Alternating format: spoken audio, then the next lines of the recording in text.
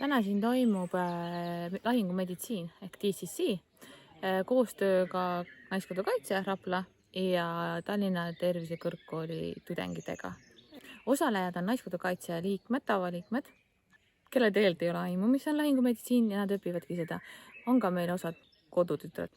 Hommikupoole me viisime läbi toad, kus õpetasime skuti paigaldamise, Iisraeli side ehk rõhksideme panemise, tamponeerimise ja kolmnurga rätiku ehk see on enam-vähem MK1, mis on sõduril kaasas, selle kasutamise.